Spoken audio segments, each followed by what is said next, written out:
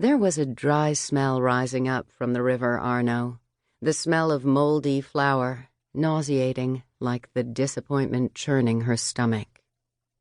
Elena Rossini stood on the Ponte Vecchio and wrapped her arms around her chest. In front of her, the river trickled by, parched by a dry summer that had barely seen rain. "There aren't even any stars," she murmured to herself, staring up at the sky.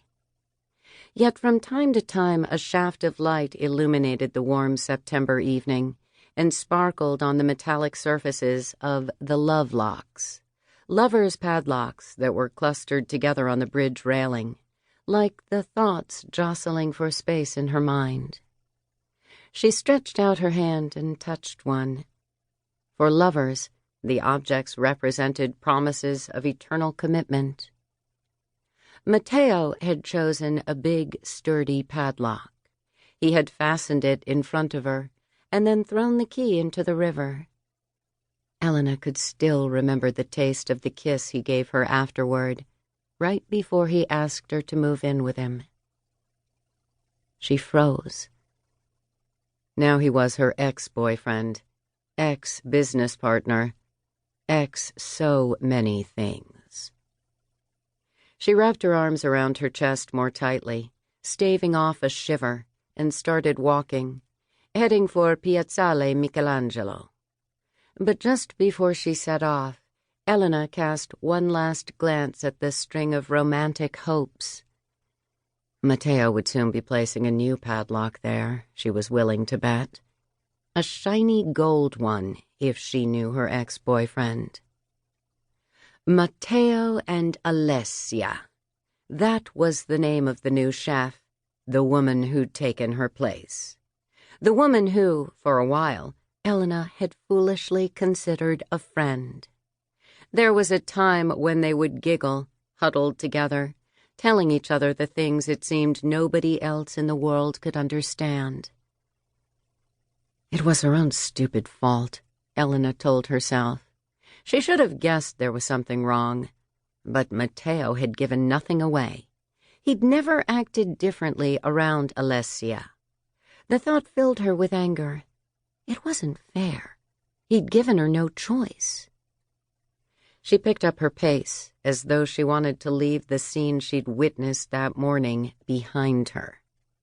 But it was no use. The images kept playing over and over in her mind, like a scene from a film on a loop. Elena had gone into the little restaurant she ran with Matteo. Normally, at that time of day, he'd be in the kitchen, sorting out the day's menu. But when she opened the door, she was greeted by a sight that stopped her in her tracks. She had to grab hold of the doorframe as her knees gave way with the shock. Alessia and Matteo sprang up, trying to cover themselves any way they could. The three of them looked at one another, stunned, the silence broken only by the labored breathing of the two lovers. Elena stood speechless, immobile, trying to comprehend exactly what she'd just witnessed.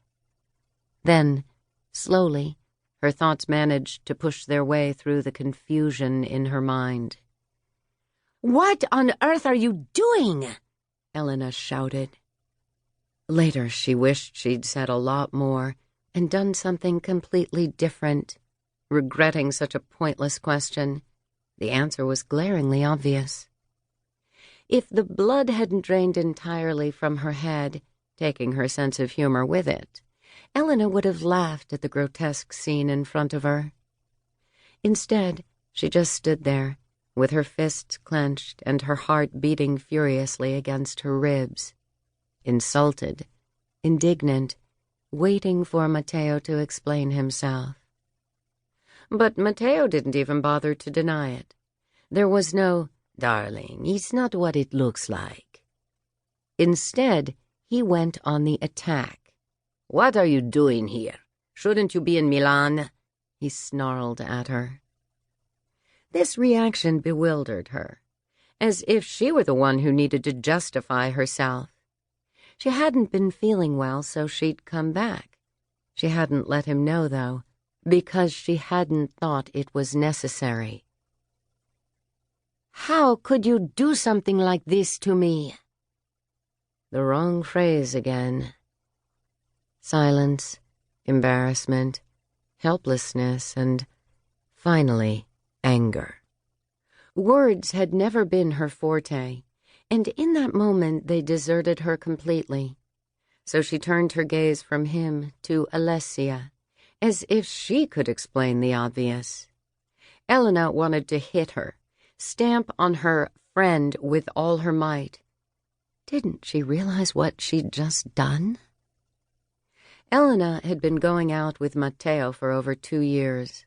They were supposed to get married one day. Not that he'd asked her in so many words, but weren't they living together?